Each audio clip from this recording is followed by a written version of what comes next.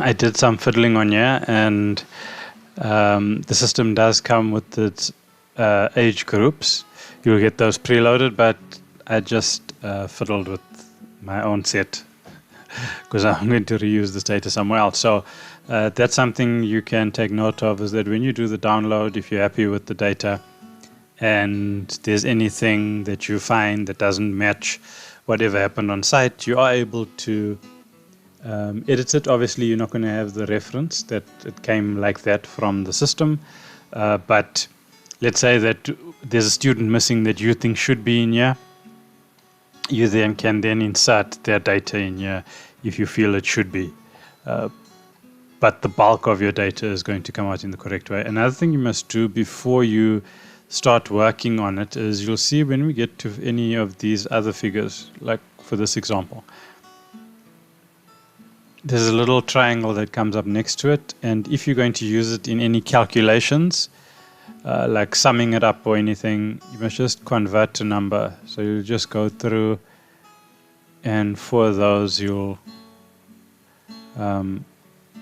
convert to number. So if you want to reuse this data anywhere,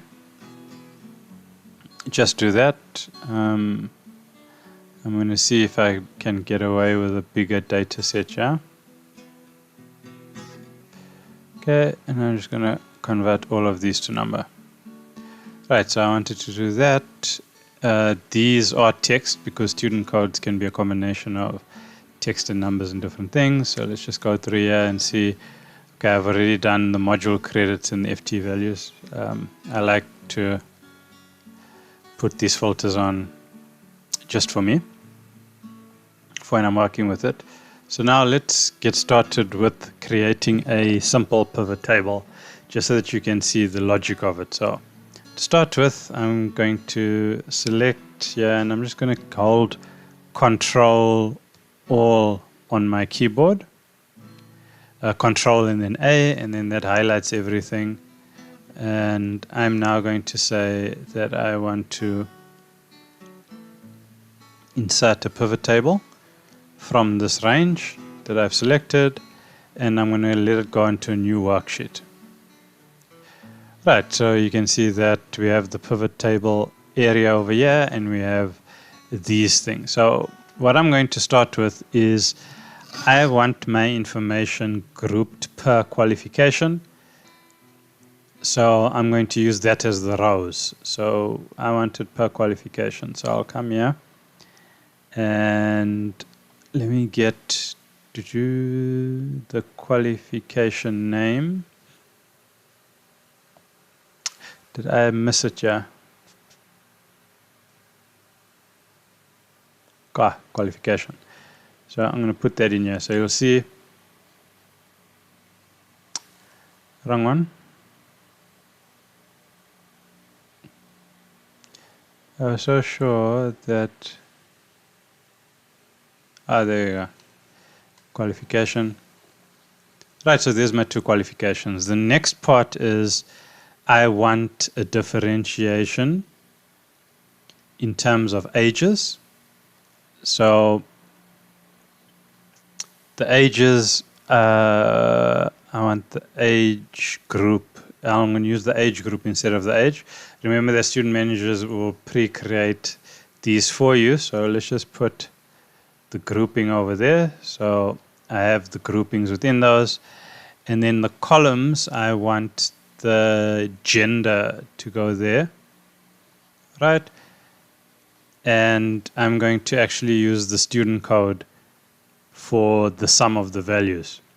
So now you can see in this breakdown, I'll zoom in again on the side, that there are 31 students in both my programs, okay? This program has a total of 28, and that program has a total of 3. Within it, there are 4 females, okay? And no females in that program, but in this one we have 4. In that program we have only 3 males. In this program we have 24 males. Okay, so that was just a simple one. And now we also have the age group breakdown for those. So you can collapse that and then see that that's our data. Number of females, number of males, total number of students. So let's just expand that again. Right, so we now have this set of data. So we are, we easily were able to get that particular breakdown. So what if we wanted to, so let's just call this, we'll just call this age and gender, or let's just call it age, gender. Right, so we have our age and gender breakdown for our data. So let's see what else we can do. Let's try to do nationality mixed with gender. So we're going to come back to this. Again, we're going to insert pivot table from that range, new. And like we did before, it's in the context of the qualification. So we put the qualification down there first. And we want to have the genders again as the column. But the additional thing we want now is nationality. So we'll bring that down here. So here's the nationality by gender. And again, I'm just going to use student code because all my students have student code as the count. And you see we get the 31 again like we had before. So let me just zoom in on this one again for you. So now we have, I'll just rename it. We now have a nationality gender combination. So you can see that there's one Afghan male in that one, 2 South African males in that one, and we've got 4 South African females and 24 South African females, 4 South African females and 24 South African males in there. So that was pretty easy to do. So let's try something else. Let's do equity code and gender. So we're going to follow the same pattern. We're going to select all of this, insert pivot table, and then we're going to rename this. We're going to call it equity. Equity and gender. Right. So same process. The first thing we're going to do is pull in the qualification. We know that what we want is equity, so we'll pull in the equity code, and then it's also going to be arranged by gender again, and again I'm going to use my student code. Right, so we zoom in again on this. Okay, so let's just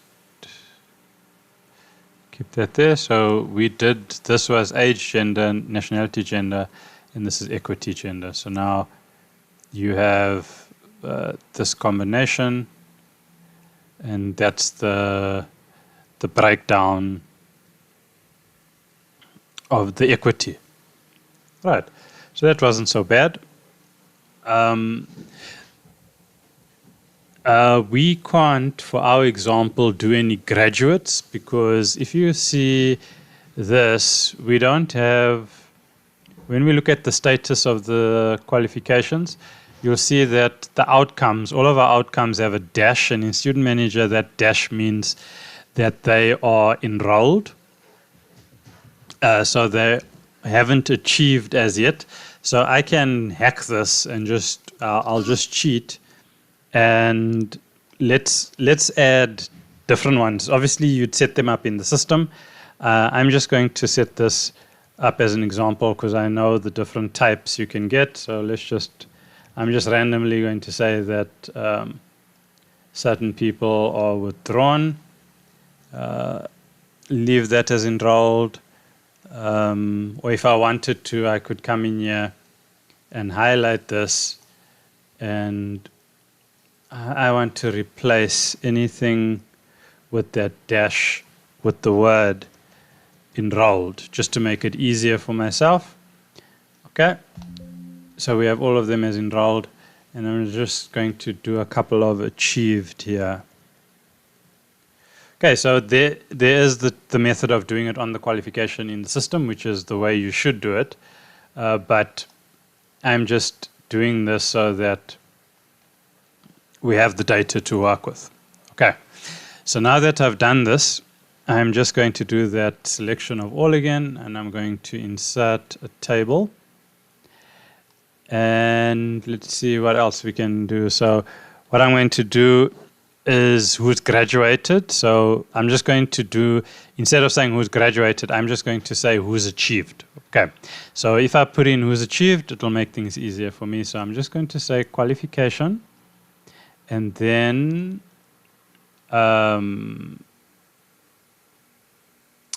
student outcome.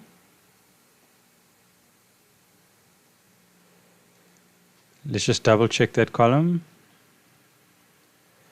Was it student? Yes, it was student outcome. And then, so we had qualification, student outcome, and we want it by gender. Right. And let's pull through all these students.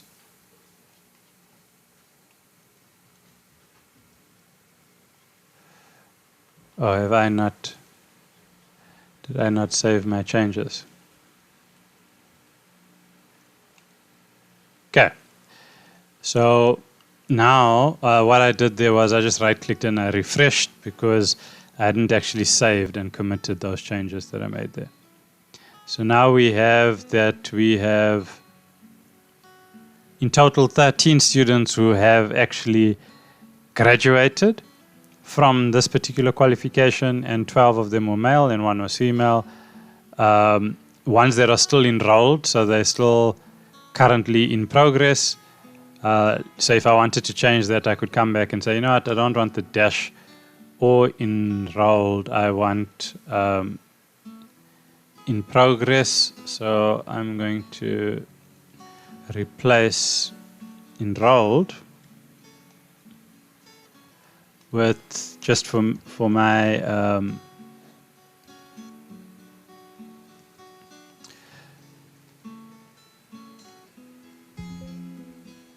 reporting, I just want to have that in there. So let's just go back here and I'll refresh this so that we can get the updated one.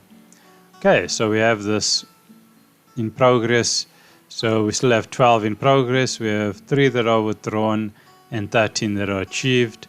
And with this one, we have 1 withdrawn and 2 that are in progress. Okay, so that was us being able to do who's graduated because they would have achieved. So let's just say this is graduated gender. All right, so we were pretty easily able to create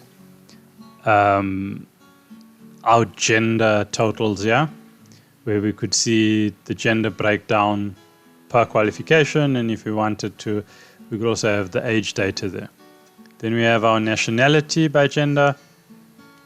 Oh, sorry, that was age by gender. Right. Then we had nationality by gender. We had our equity with gender. We then had our graduates here with gender. Right. So we're going to stop there, and that should give you a simple idea of how you can work with pivot tables. The next thing we're going to work with is, it's a lot of stuff, but it's basically working at getting an FTE total and then being able to differentiate in terms of doing calculations so that we can get enrollment figures and stuff like that according to how DHET would prefer them. Okay, so hopefully you join us in our next video. Thank you for watching.